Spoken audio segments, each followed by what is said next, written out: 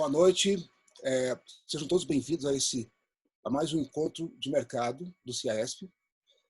CIASP, para lembrar, é o Sindicato da Indústria Audiovisual do Estado de São Paulo, afiliado à FIEP, a Fiesp. Eu sou o James Filler, sou um produtor musical e produtor dono da Jamute e membro da diretoria do sindicato aqui também. Eu gostaria de agradecer a presença de todos e também da presidente Simone de Mendonça, que me deu essa missão de conduzir o papo de hoje, para falar de música, de som e de música, dentro do mercado do audiovisual. Lembrando que o vídeo estará disponível amanhã no CIASP, no YouTube. E para acompanhar tudo o que estamos fazendo e as ações do sindicato e do cinema do Brasil. É só seguir as nossas redes ao entrar no CIASP, www.ciasp.org.br.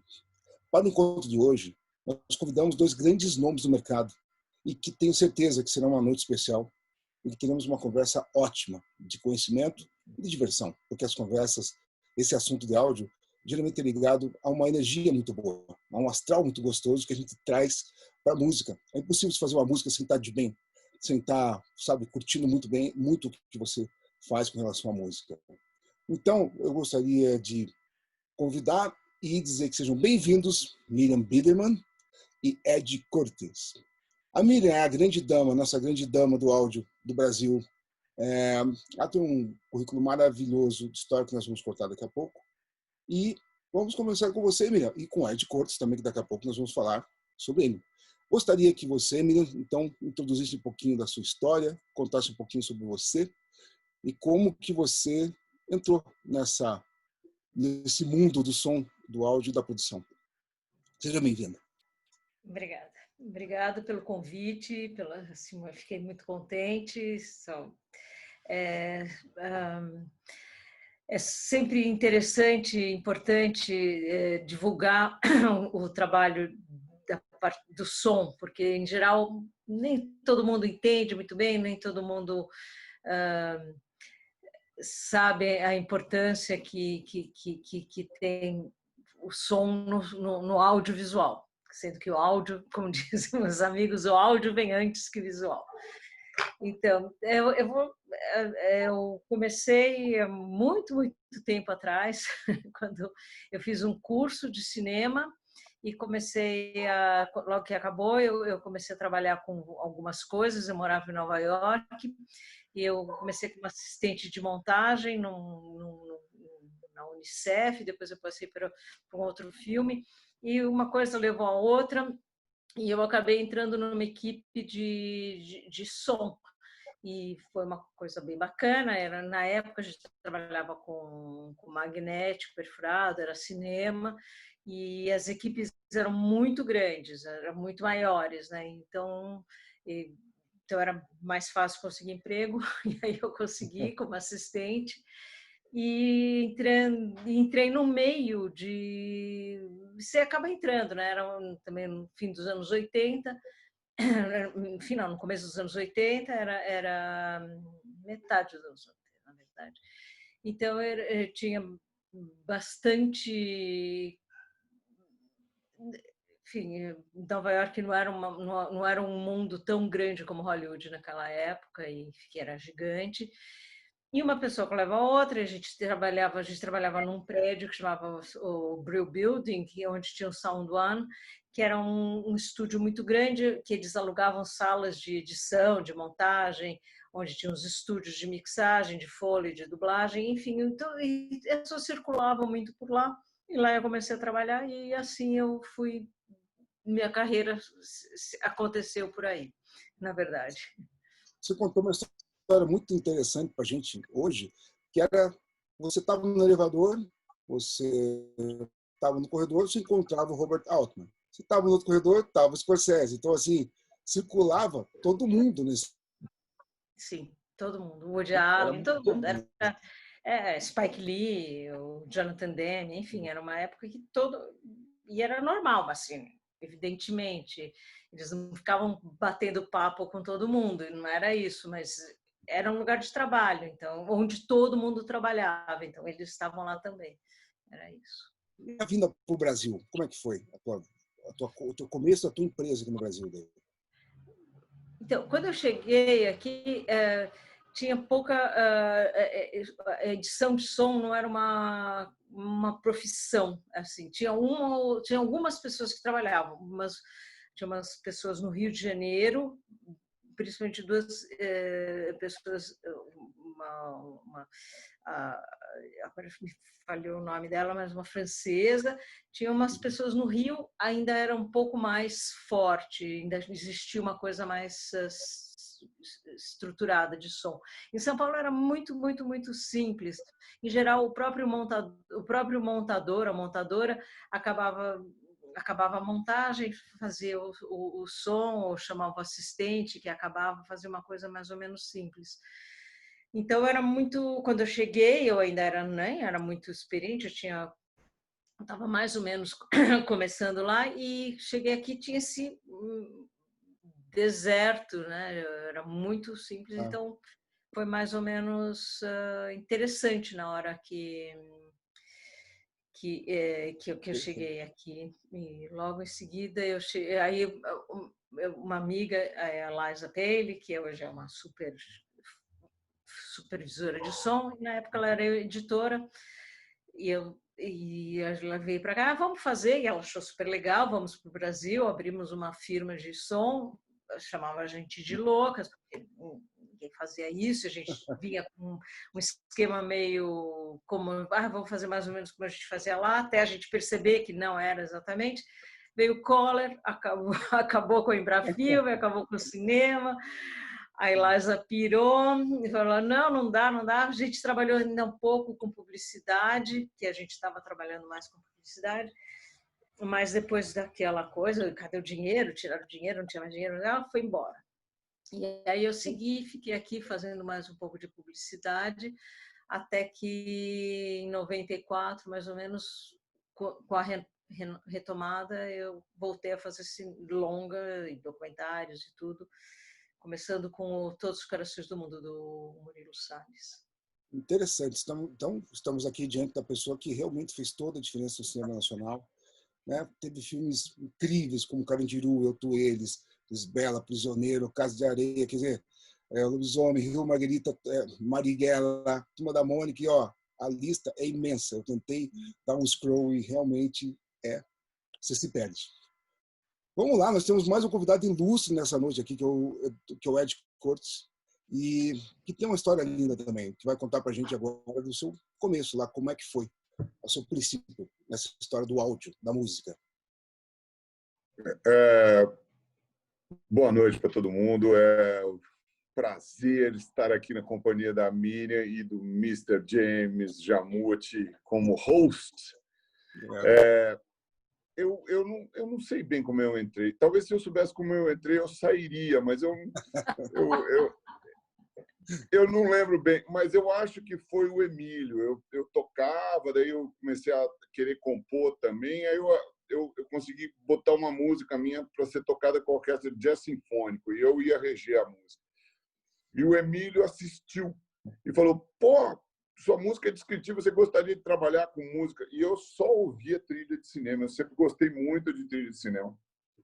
E aí, gostaria de trabalhar com publicidade, com cinema? Eu falei, gostaria. Ele falou, então eu vou te ligar. E sumiu. Nunca mais me ligou. Passou um ano, eu fui morar em Recife, resolvi compor uma música baseada nos ritmos nordestinos, não sei o quê, para tentar entender a música de lá e tal. Aí, depois de um ano, quando eu voltei, tocou o telefone, era o Emílio, falou, você pode vir para cá agora? Aí eu fui, tinha tipo 2 trilhas de Bradesco, uma de Big Band e uma de orquestra para fazer em uma tarde. Naquela época que não tinha os samplers, as coisas de hoje. E aí eu fiz, por acaso deu certo, e aí fui ficando, acho. E estou aqui até hoje. Do Emílio eu fui para o Dudu Marotti, do Dudu Marotti eu montei uma sociedade com o Antônio, depois a gente separou a sociedade e eu fiquei com a Tentáculo, que eu estou até hoje. Interessante isso que você falou, né? Numa época em que não havia os samplers, ou seja, você vem de uma época em que você escrevia as partituras para as orquestras de metal, de corda, e você gravava.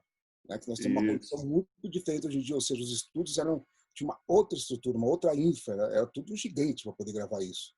Né? E exatamente. A qualidade do som é a qualidade de composição. Uma coisa interessante que as pessoas não lembram mais hoje em dia. Sendo sampler, se a tua linha de metais de corda não está legal, você muda as tuas notas MIDI, tudo muda através do sampler. Nessa época, você nem ia mudar a orquestra, chamar a orquestra inteira, né, Ed? Isso é uma coisa... Era mais emocionante, porque, primeiro, assim, se desse errado, fudeu. E você convivia com muito mais gente. Então, entrava e saíam músicos, cantores, era muito mais animado. Assim. Hoje em dia tem ficado uma profissão mais solitária, e agora com a pandemia mais ainda, né? Cada um está na sua casa, no seu home studio. Mas já foi mais movimentado. Acho que a mídia também, né? Naquela época viu um ambiente diferente, assim, precisava-se muito mais gente. Nós estamos aqui falando com nada mais nada menos que o Ed, que faz trilhas para balé, fez trilhas de vários filmes, entre eles Cidade de Deus, fez Colateral. Então, assim, a lista também é outra lista, que quando você dá um...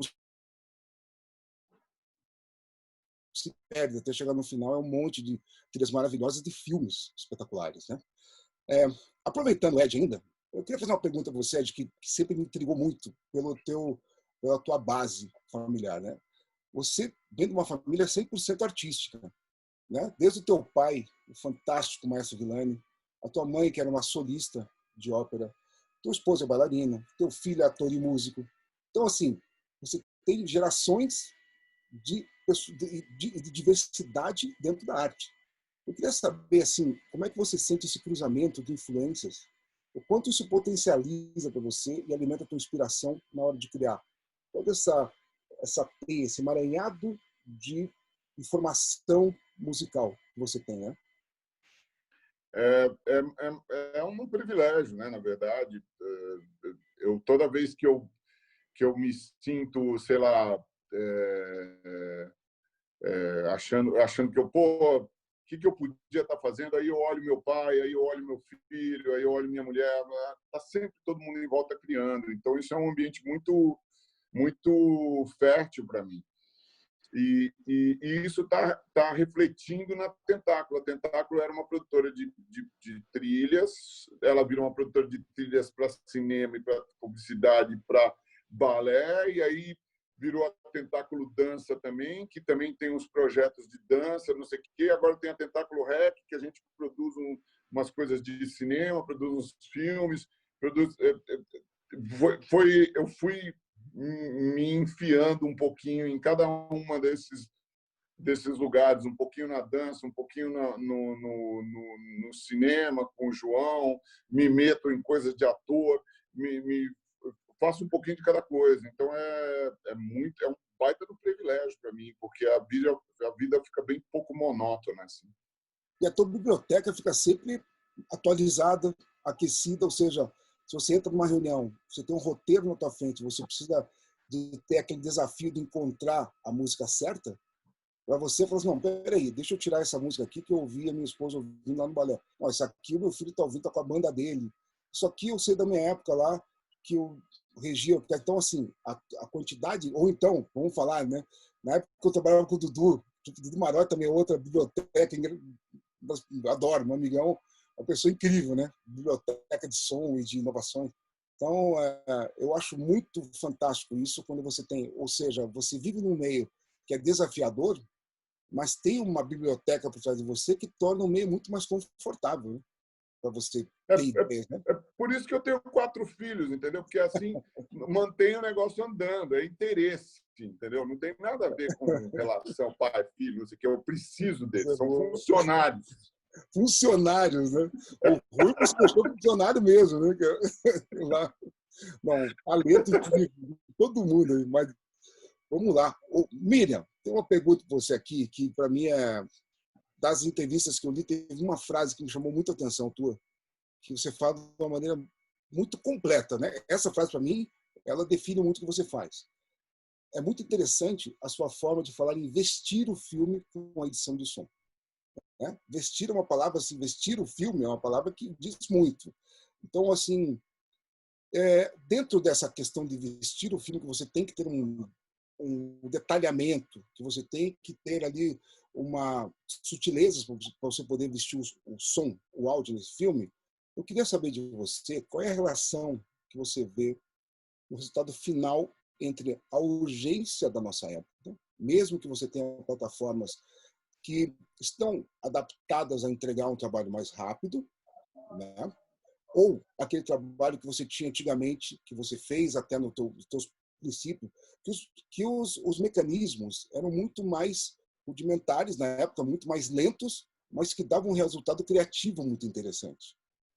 Lembro de uma citação muito legal que se falava de duas pessoas que faziam Foley, que traziam malas de sapato de outros apetrechos do Rio de Janeiro, e que eles ligavam o gravador e os dois gravavam junto vendo a cena, né?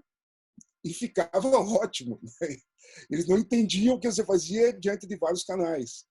Então, assim, hoje em dia, você consegue fazer esse balanço criativo entre ter uma ferramenta com a urgência toda, ou antigamente pensar mais te dava resultados mais longevos, né? O que a gente sempre fala, né? O Ricardo, que é meu sócio, ele sempre fala que, na verdade, o nosso trabalho é muito... Qual é a palavra agora? A gente que essa ideia de vestir, né? Porque é tudo muito manual, é tudo cada trabalho, não importa o filme que for, o curta-metragem é feito para esse fim. Então, a gente tem as etapas para ser que elas têm que ser feitas em todos os trabalhos. Uhum. E é como ser um alfaiate, né? A gente faz cada coisa para esse filme. Então, o filme tem que dizer o que ele precisa. Nem sempre o diretor ou a diretora, eles vão expressar o que eles gostariam de ouvir, às vezes. Às vezes não.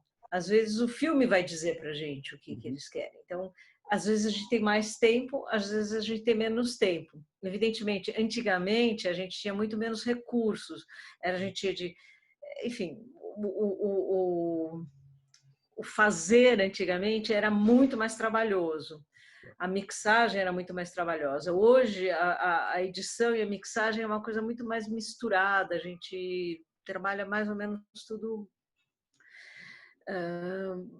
É muito mais casado. A gente já pensa no projeto, no som do filme inteiro. Antigamente a gente ia digitar o som, a gente pensar em quais sons. A gente nunca podia ouvir todos os sons juntos, a gente não tinha muita possibilidade de muitos sons, tinha uma limitação de máquinas para a gente trabalhar e também muita limitação na própria mixagem. Então a gente realmente e muitas vezes a gente chegava na mixagem para entender qual era o som do filme, como que a gente ia fazer. Então, às vezes, como disse o Ed, então, dava certo, às vezes não, às vezes a gente, enfim, tinha aquela questão. Hoje é muito diferente, a gente já vai trabalhando o som do filme, a gente já vai criando durante o processo da montagem, da edição de som. Certo. E o tempo... Agora, a questão do tempo enfim, a gente tinha mais tempo, mas, por outro lado, a gente tinha menos recurso. Agora, a gente não necessariamente tem tanto... Mas a gente tem muito mais recurso. Às vezes a gente tem tempo, às vezes a gente não tem tempo. A gente tem que lidar com essa questão dos cronogramas. Equilibrou, então, de certa forma, uma coisa com a outra. Porque quando a gente vê aqueles processos de Hanna-Barbera lá de trás, dos filmes antigos que tinham umas características sonoras assim, ou seja, de certa forma a gente equilibrou, porque hoje em dia também tem filmes fantásticos, como Dunkirk, né? esses de 1972, 1927. Então nós temos filmes hoje em dia que também se aproveitaram dessa tecnologia para fazer coisas fantásticas. Ou seja, cada época tem, Claro. desde que você use bem, né? Você vai ter uma marca, uma digital linda, né? De cada época. Né? Exatamente. Agora, uma coisa que é interessante, né, Miriam? Você que pegou o processo lá de trás, você enxerga diferente, né? Uma pessoa que entra já com a tecnologia, ela não consegue enxergar como é que podia ser lá atrás, né? Como é que faz? Como é que se podia fazer as coisas assim de uma forma tão artesanal. As pessoas não conseguem entender tanto, né? Desde 1900, desde que o cinema é falado, tem edição de som, né? Desde sempre teve. Com mais ou menos, sempre teve edição de som, sempre teve alguma criação. Antes era muito mais música, de repente, mas você vê filmes antigos que tem um som maravilhoso. Filmes do Hitchcock, não precisa ser óbvio, né? Os filmes do Hitchcock. O som dos filmes do Hitchcock são incríveis. Então, e era mono. Então, não, evidentemente... A gente até esquece que era mono, né? Era mono. Uhum. Aproveitando esse ponto então entre passado e futuro, eu gostaria de saber como é que você, tanto Miriam quanto Ed, como que você sente essas mudanças, né, que foram acentuadas, que aconteceram entre a tela grande das salas de cinema e o streaming. Por exemplo, para vocês, fazer uma peça de áudio muda você saber que as pessoas vão ouvir ali na tela do celular, muitas vezes, através do streaming, ou que vocês estão preparados para fazer para um cinema? Eu digo mais no caso de longa e série mesmo, né? Como é que funciona isso, Ed? Eu vou dar, depois a Miriam vai, é importante a opinião da Miriam nisso também. Eu acho que assim, a gente sempre, em tudo, seja o processo de fazer um spot de publicidade, seja fazer a trilha do longa mais caro, a gente tenta fazer o melhor possível, sempre.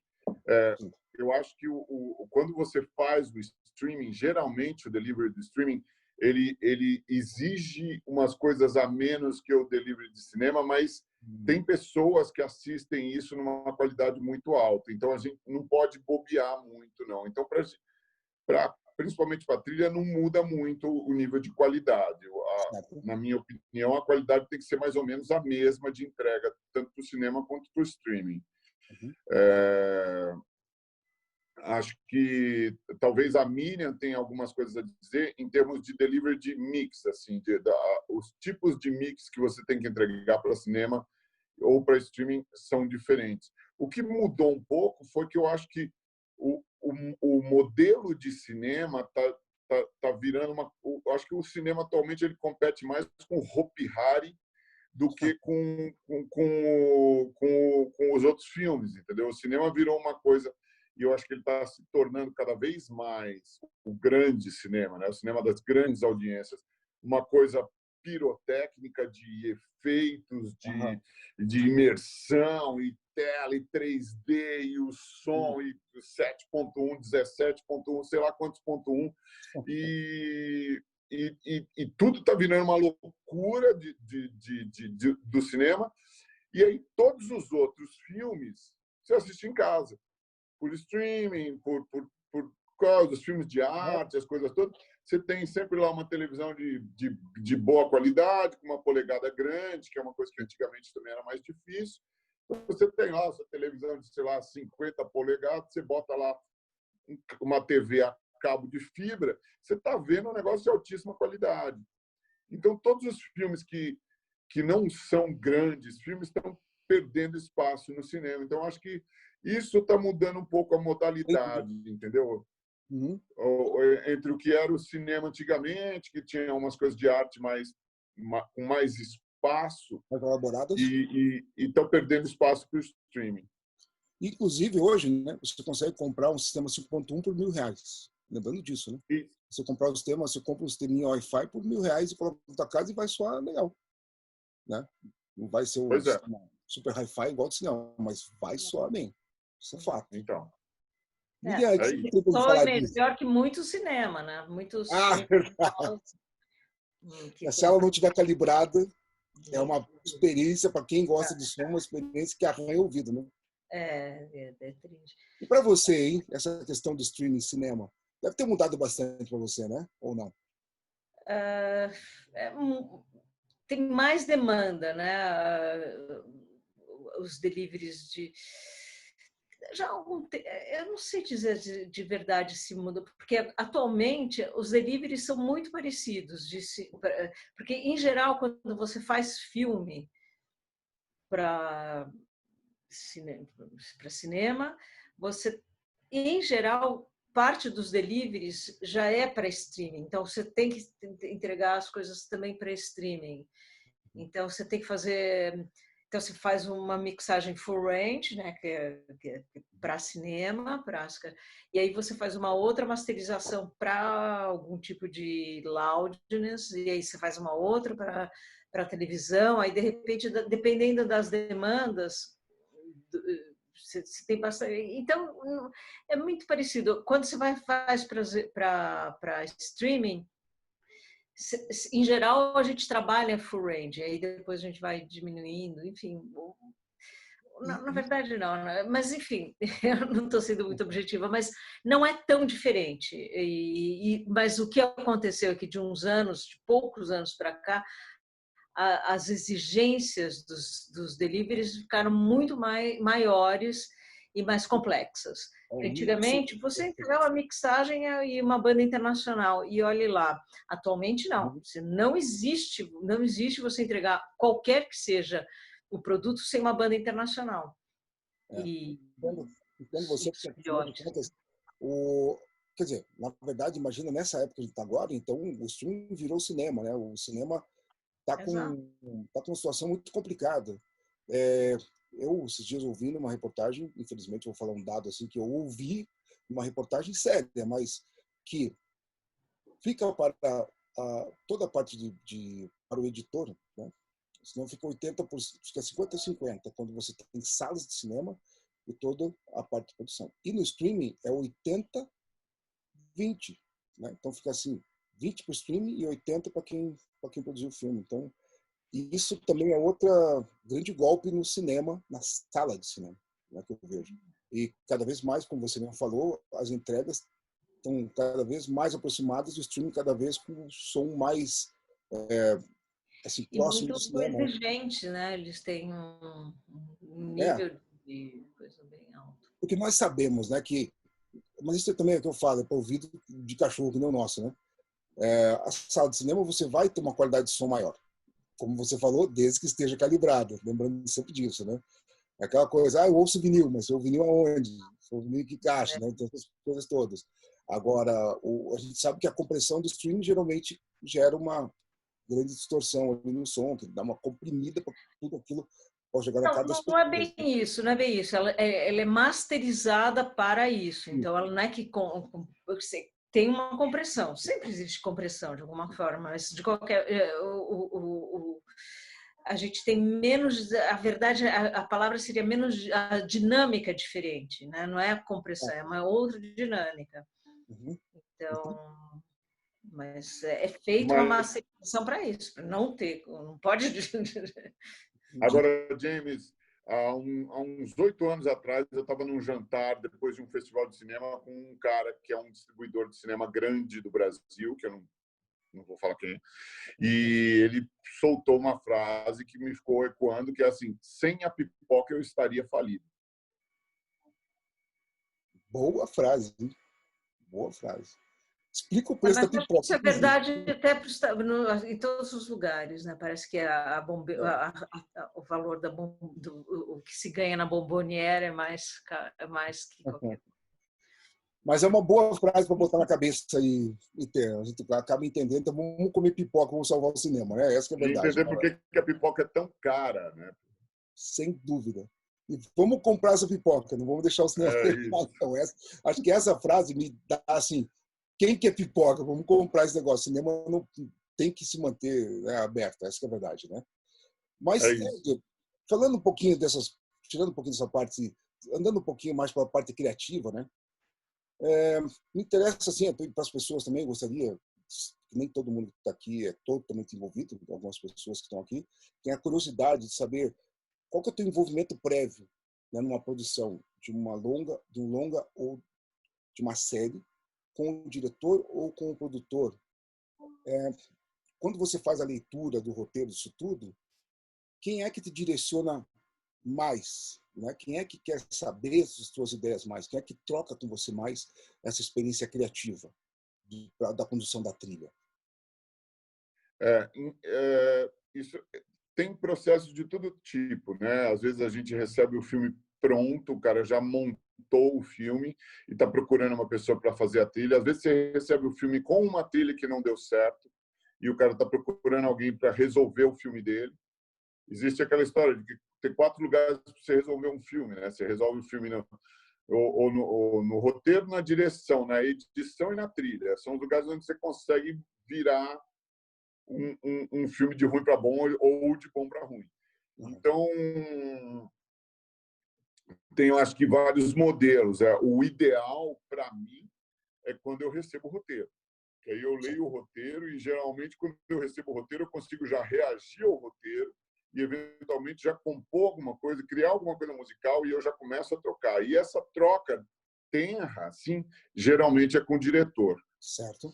O que acontece é que, às vezes, você começa uma troca dessa com o diretor no começo do processo, aí o processo anda e começa a chegar perto do lançamento, aparecem os produtores, que é a galera que botou grana naquilo ali.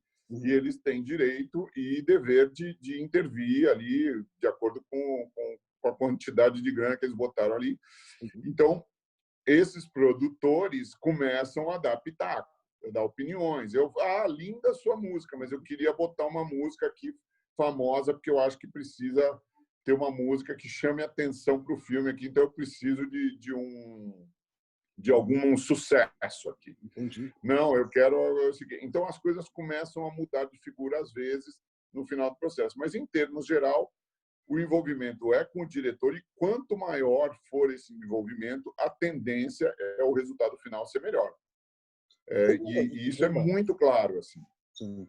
A gente lembra dessas épocas, que eu, sinceramente, como eu trabalho mais com publicidade mesmo, e com algumas séries do que o longa mesmo, que você tem a experiência, você é Miriam, a gente lembra de épocas muito românticas do qual assim, o envolvimento do diretor era total com a trilha e com o produtor, com o maestro, produtor musical. E até o final, iam na casa do outro e faziam assim, isso que eu vejo assim.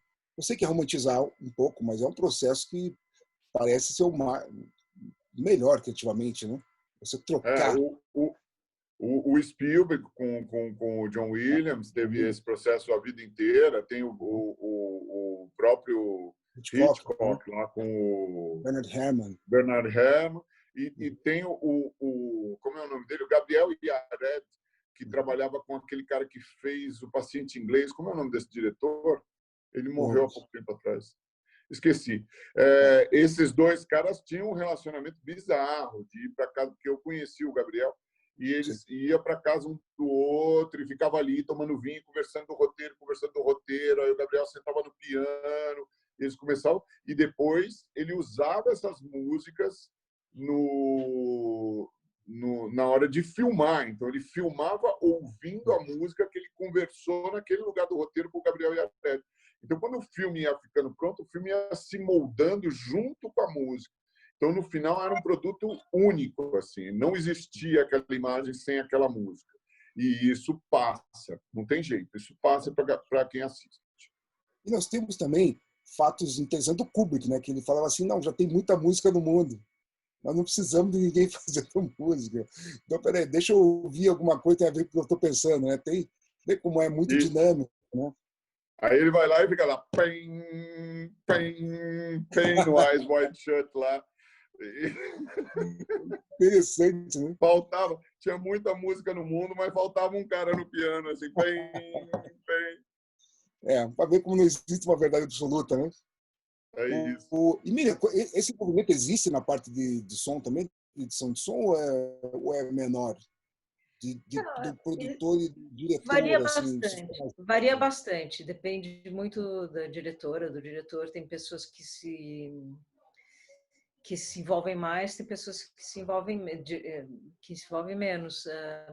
Também tem uma questão que depende também bastante da pessoa que está montando, do montador, da montadora. Algumas trabalham bastante.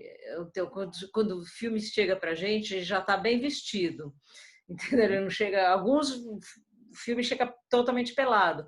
Atualmente, cada vez mais, os filmes estão chegando já bem estruturados, já tem todo um conceito de som que é feito durante a montagem pelos montadores e as diretoras. Você gosta do envolvimento? Você prefere, por exemplo, eu sei que tem amigos meus que gostam de envolvimento, e amigos meus falam, não, deixa eu fazer aqui, eu estou fazendo, Não, é você sempre bom. prefere, assim?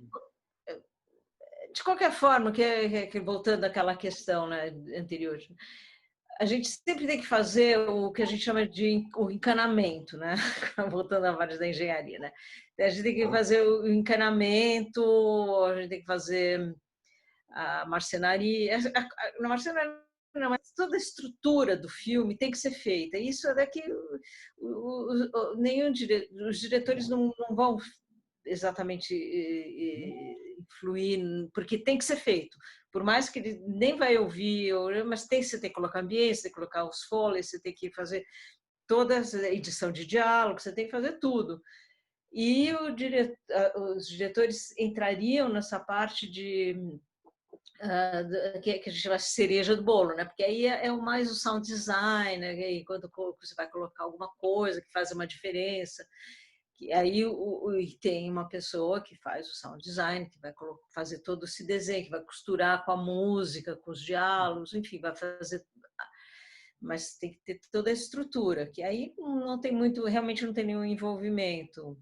Algum diretor, Certo? ou outro vai querer, alguma diretora vai querer participar, mas muito raro.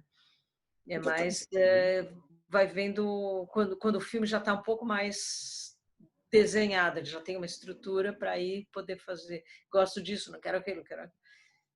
Porque lembra que eu te falei, né, menina? Para mim, como não sei se eu trabalho com música, mas essa sutileza do som, essa coisa da sutileza da colocação dos sons, é uma coisa que para mim faz uma diferença enorme. Por exemplo, um som errado para mim me desconcentra totalmente. Eu sou daqueles caras que entram no cinema muitas vezes não lembro o que aconteceu no roteiro, eu fico ouvindo, eu fico assim curtindo a música, viajando, eu fico meio dólia no cinema. Por isso que eu aproveito para perguntar assim, né, que você cita muito o ruído de sala, né, como um pilar do acabamento na edição do som. E também coloca de uma maneira técnica, coloca de uma maneira muito em geral essa questão toda. Aproveitando essa minha deixa, né, como eu falei, assim, para mim, essa questão de colocar os sons naquele espectro sonoro direitinho, na combinação entre eles, a escolha do som, essa estética, né, do som para você construir todo esse sound design, é uma coisa muito artística para mim, assim. E você, por exemplo, você conduz, como é que você conduz daqui para achar esse ponto? É tão técnico mesmo ou você tem uma questão assim, não, peraí, vamos botar essa estética na frente de tudo, né? Mais do que ser práticos, entende? É uma combinação, é técnico, é muito técnico. É muito técnico mesmo, É então. muito técnico, mas evidentemente tem uma interpretação nos passos, entendeu? Se você não fizer, senão você pega um passo de coleção e você coloca, sincroniza, Isso. funcionaria. Na verdade, não é assim, é muito difícil isso funcionar. Você tem que ter uma interpretação. Ele pisou mais forte, ela saiu batendo a porta, enfim. Então tem toda essa diferença e isso é sutil, não é? Não, mas a gente trabalha só com sutileza. Na verdade, um som muito bom de um filme, muitas vezes é um som que você não percebe que tem uma edição enorme atrás, entendeu? Ele é sutil. A gente trabalha, a gente tem que, por exemplo, quando chega as músicas, a gente trabalha as frequências, o sound designer, né, que o desenhista de som, ele vai pegar essas frequências, trabalhar muito com frequências e sons que vão deixar a cena mais leve ou mais pesada e como que isso vai funcionar e casar e permear o filme ou a cena com a música.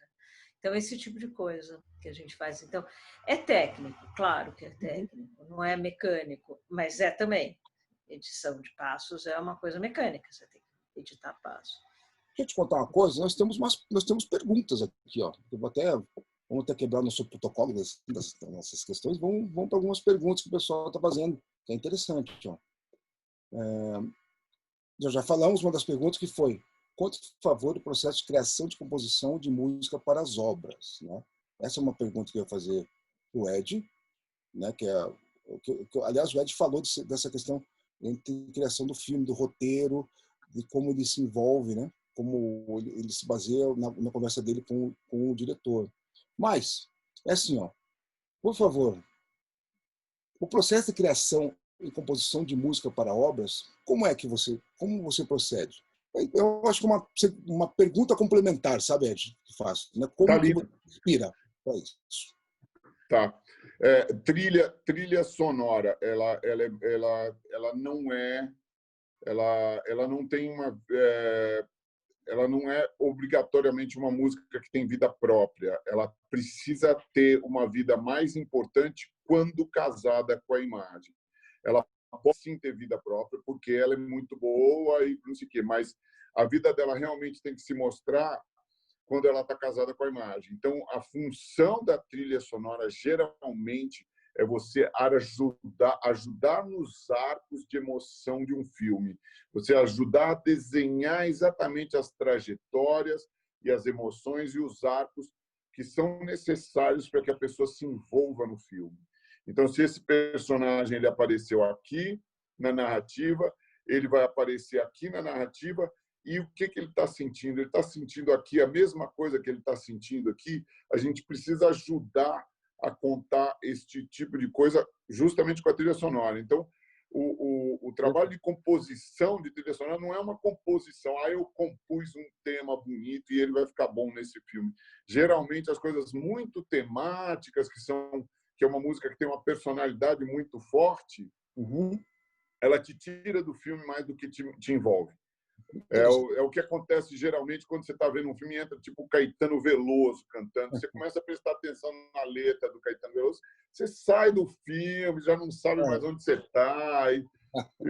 Até você voltar de novo, precisa, sei lá, mano, precisa mais 15 minutos, você perde o seu telespectador ali. Entendeu? Então, a trilha sonora, ela tem que, na minha opinião, ela tem que embasar a imagem e ajudar a contar os arcos emotivos que não estão, que merecem né, que tem essa necessidade e que ficam melhores com isso. Porque às vezes uma coisa legal de fazer na mixagem, por exemplo, quando a gente faz uma puta de uma trilha linda, é arrancar tudo fora. Porque você chega à conclusão que com o trabalho da Miriam e com o que os atores estão entregando, e na hora que você vê a mix final, você fala, mano, não precisa essa porra dessa trilha, tira isso fora. E é muito gostoso fazer isso. Verdade. E eu adoro fazer isso. Então eu faço um monte de trilha e depois arranco tudo fora. É legal. Sabe, uma vez, de um maestro que eu tocava com ele, ele me ensinou o seguinte: eu tocava bateria na banda dele, uma banda de jazz, assim. Então, cada pedacinho eu aproveitava e fazia uma virada.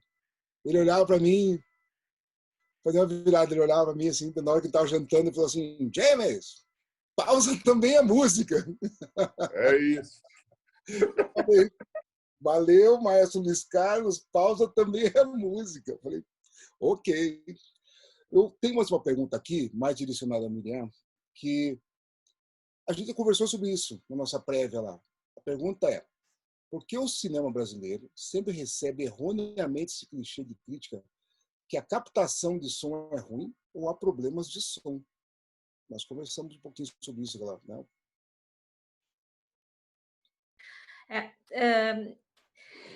Acho que tem várias questões. Acho que por muito tempo a gente teve muito problema no áudio, muito por conta das salas de cinemas, eram muito ruins, porque não tinha realmente uma questão com finalização de som. Som, assim, fazer som era botar uns foleys, uns ruídos de salas básicos, alguns sons muito específicos e música. Era essa a edição de som de um filme até por muito tempo. Com a tecnologia foi melhorando, quando entrou o Dolby A, depois o Dolby SR, depois Dolby Surround, enfim, as exigências dos produtores, dos diretores e do público foi aumentando também. As salas melhoraram muito. Então, E, junto com isso, enfim, a gente começou a cuidar muito mais do som dos filmes. Muita gente fala assim, ai, adorei o som do filme, deu para entender tudo, que é uma coisa que eu não acho exatamente um elogio, mas é o que as pessoas acham que seria um elogio, que entendeu tudo. E isso não é um bom som, isso é o mínimo, né, que a pessoa tem que entender tudo. Mas acho que tem uma questão que, então, nem sempre os sons da sala são muito bons. Existe ainda, eu acho que ainda muito arraigado, uma questão da estética. Então, tem a estética da novela. Então, a novela é tudo muito falado assim. Agora, atualmente, existe uma questão muito mais naturalista, então, uma interpretação, uma direção mais naturalista, então mudou um pouco. E quando você está falando mais naturalisticamente, você não ouve tudo. Então, também muito filme dublado, e quando você dubla, o som fica muito mais para fora, digamos assim. Então, acho que tudo isso, e filmes estrangeiros, muitos têm legenda. Quando não são dublados, tem legenda. Então, você naturalmente, mesmo quando você não entende, mesmo que você fale perfeitamente a língua, você está ouvindo e lendo, então você já está entendendo o que foi dito, mesmo que você não entenda muito bem, mas você leu, você já entendeu e vai para frente inconscientemente.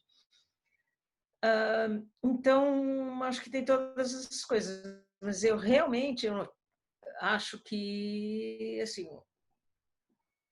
o som é de altíssimo nível, a gente está fazendo cinema de um bom som, mas... Os que a Miriam faz são de altíssimo nível. Nossa, isso não há dúvida, né, Miriam? Não, acho que é porque não tem muita gente que faz, essa que é a verdade. Tem pouca gente que agora muito, mas muito mais, porque antes não tinha, agora tem muito mais, mas ainda assim é muito pouco comparado quantos editores de som, quantos músicos tem em São Paulo.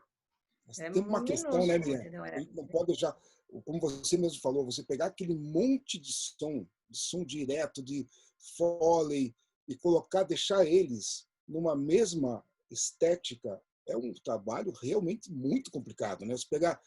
Você trabalha em camadas, um trabalho incrível que você vai fazendo as camadas, vai colocando, né, o som de sala, vai colocando para você poder equalizar tudo aquilo e fazer uma conversa como essa que nós estamos tendo aqui, porém que foi gravado em dias, que foi gravado às vezes em meses, situações diferentes, noite e dia. É um trabalho que é muito admirável, um trabalho muito de relojoaria que você faz ali, né? Então, é uma artesania, é verdade, mas é trabalhoso, é muito trabalhoso, mas é uma coisa... muito capricho, né? Dá trabalho e não dá muito dinheiro, mais ou menos isso. Por isso que não é muita gente. É uma paixão. O músico que faz, que fica que tem uma inspiração, né, e faz e ganha fortunas, né? É. Eu tenho muita inspiração. Eu sento nu em um piano branco com vista para o mar e fico lá me inspirando até conseguir. Malibu, né, Ed? Tomando meu Dry Martini.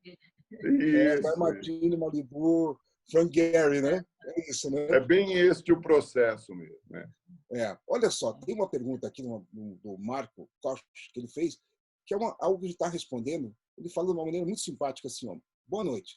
Em primeiro lugar, meus parabéns por compartilharem este conhecimento. Sou apenas um curioso do assunto, mas já li que o som brasileiro é considerado muito criativo. Vocês podem falar um pouco sobre isso? Por que ele é criativo? São umas gambiarras, olha que engraçado, que no resto do mundo, para se ter um som perfeito, interessante, né? O jeito que ele foi super simpático, colocou a questão de uma maneira desafiadora para a gente até, né, de explicar, né? São mais gambiarras que o resto do mundo. Eu só queria fazer um cumprimento a você, Miriam. Eu vejo assim, essa questão que foi perguntada lá do cinema, né, do som, acho que a gente teve um histórico em que o som não era tão bom, né, no cinema. Ele melhorou muito, né? Ele teve uma curva de aprendizado inacreditável, né? Nós estamos hoje num patamar em que, claro, tirando lá, como o Ed falou, aqueles blockbusters do Transformers da vida, o resto, nosso som realmente é muito bom, é de qualidade ótima. A gente até, o meu padrão, infelizmente, que é só a publicidade, né? Eu ia para Cannes, a gente lembra, né, Ed? Quando você ia para Cannes e via um comercial nacional, na época, e via um da Inglaterra, você tinha vontade de entrar embaixo da cadeira. Você fala assim, peraí, quem fez foi você? Não, isso aí, era você, não é meu. A diferença era muito grande de padrão, de mixagem de equipamento. Então, essa pergunta é muito interessante que ele fala assim, né, do mercado criativo, pelas gambiarras que nós fazemos. Né? Alguém gostaria de se aventurar nessa resposta? A minha resposta para ele seria sim. Não, mas a verdade é que tem umas pessoas que mudaram esse mercado. E entre elas, a Miriam, os caras tipo o Gui Airosa, que imprimiu uma outra qualidade na captação de som direto, entendeu? O Alessandro, que fez um trabalho... Tem uma galera que entrou, entendeu? No cinema e que jogou o sarrafo mais alto. Então, hoje, o som é muito melhor do que era, infinitamente melhor do que era. E é graças a esses guerreiros tipo a Miriam Biderman, entendeu?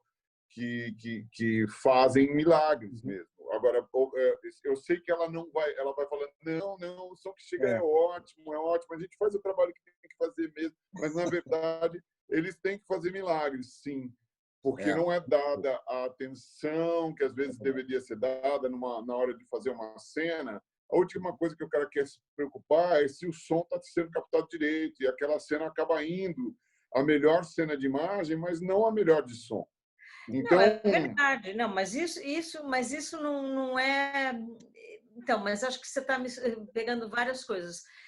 Acho que atualmente a intenção e na parte da produção, da direção, existe esse foco que o som tem que ser bom. Isso antigamente não era tão importante. Não é que não era importante, mas durante a filmagem tudo ia ser dublado e tudo ia ser colocado e a gente bota uma música e está tudo certo. E a estética era outra. Tinha a questão da estética.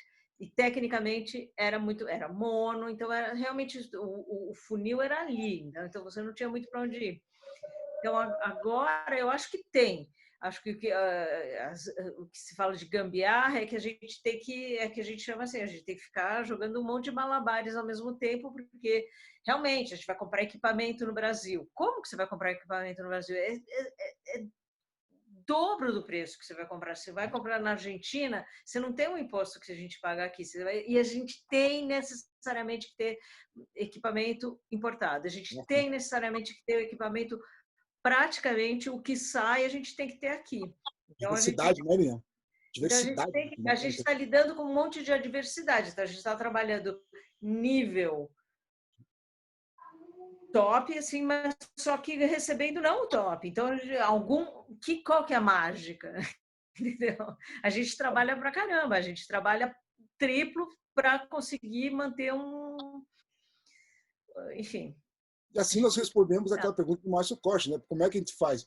Porque a gente improvisa muito, a gente tira muito mais do que a gente tem. Então, se uma pessoa, um profissional da minha idade, vamos dizer assim, que já está milhões de anos trabalhando nisso, nos Estados Unidos está num outro nível de grana, óbvio que tem outro nível de estrutura, vamos dizer assim, não a grana que eu vou botar no meu bolso, mas a grana da estrutura que você consegue, porque existe uma paridade, vamos dizer assim, que na pós-produção não tem.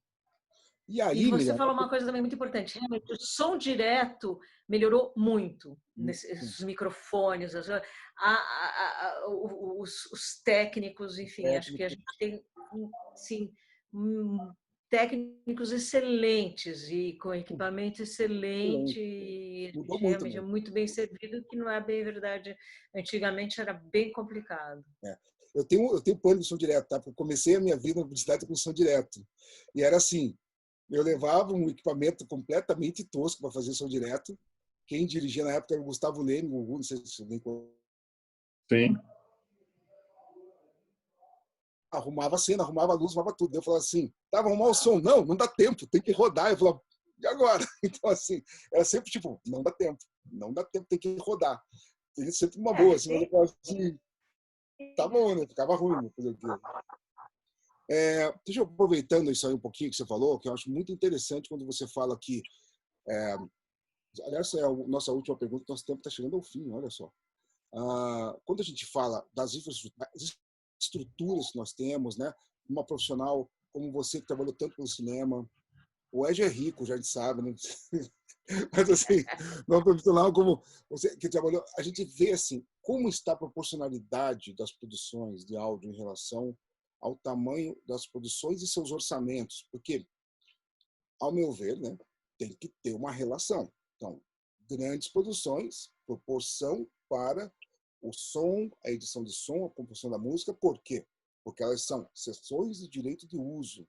Não é um trabalho que você paga como um serviço. Existe ali a sessão de direito de uso proporcional à responsabilidade diante do projeto, proporcional à responsabilidade criativa e ao tamanho do projeto, já que o áudio é sempre considerado audiovisual com grande importância.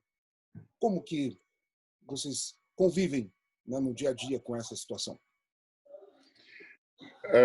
Eu vou falar um pouquinho sobre esse assunto da cessão dos direitos aí, que é um assunto que está em evidência agora. Com a entrada dos streamings, vieram à tona uns contratos meio estranhos. Assim. Partindo do princípio que todo contrato de cinema tem um parágrafo que diz você está cedendo isto para eternidade no universo, em todas as mídias que existem ou que venham a ser inventadas. Este parágrafo, assim, exatamente do jeito que eu falei, para a eternidade, no universo, em todas as mídias que existem ou que venham a ser inventadas, está em todos os contratos de cinema do Brasil ou do exterior. Isto posto, existiam os direitos autorais, ou seja, se aquilo vai passando, não sei o que, está se usando a sua arte, está se reutilizando aquele seu momento ali para gerar mais verba, gerar mais grana, tal, e você ganhou só pelo projeto. Então existia um recolhimento de direitos autorais. Os streamings mudaram um pouco esse coisa e começaram a vir com os contratos que eles chamam work for hire, que significa, em outras palavras, buyout. Eu estou comprando a sua música e eu nunca mais quero ver a sua cara na minha vida, muito menos direitos autorais você vai receber sobre isso. Sendo que os direitos autorais não são eles que pagam. Os direitos autorais são recolhidos normalmente por entidades que recolhem direitos autorais. Mas, de alguma maneira, ao recolher os direitos autorais, você da pista de quantas vezes aquilo está passando, exatamente aonde e como. E isso não interessava para alguns streamings. Então, esses contratos começaram a virar uns contratos meio animalescos, e aí a galera já se juntou e já se uniu, e começou no Canadá, e aí foi para a Europa, e aí aqui no Brasil já tem uma união dos produtores, dos compositores de trilha sonora, para rejeitar esses contratos. Então, esses contratos que vêm assim, a gente pede pelo menos os direitos autorais, fiquem para a gente, os direitos fonográficos, todos os outros coisas, mas os direitos de execução pública e os direitos, sei lá, 75% mínimo dos 75% dos direitos autorais ficam para o autor, para ele ter pelo menos algum vínculo com aquela obra, porque do contrário eles têm liberdade até de usar a sua obra para outras peças, entendeu? Perfeito. Então, isso está acontecendo e isso é uma coisa que eu recomendaria aos produtores ficarem atentos nos seus contratos, porque isso vai dar merda, entendeu? É desumano, não é legal pela lei, né? Também não é legal mas não é legal visto por um advogado. Então, a gente precisa manter cada um ainda com alguma, sei lá, conexão com o produto que a gente se esforça tanto para criar. E aqui no Brasil o que acontece é que às vezes as verbas para você criar não são nem generosas, muito pelo contrário, elas são curta, você trabalha enforcado e às vezes eu, por exemplo, pego muitas vezes dinheiro que era eventualmente o dinheiro que eu ganharia para fazer aquilo e invisto em chamar músico para ficar melhor e acabo saindo no prejuízo. Isso acontece muitas vezes. Então, isso faz com que a gente acabe perdendo o que a gente poderia eventualmente ganhar de reconhecimento ou de uma graninha pela execução pública, a gente nem isso ganha. Então, fica desbalanceado, entendeu? Eu tenho uma ótima e uma péssima notícia para vocês. A ótima é que parece que isso aqui voou. Já são 19 horas e 52 minutos. Nós temos 2 minutos para agradecer. A não tão boa é que a gente vai conseguir responder um monte de perguntas que Acabou. para a gente é super legal, porque afinal de contas as pessoas se interessaram.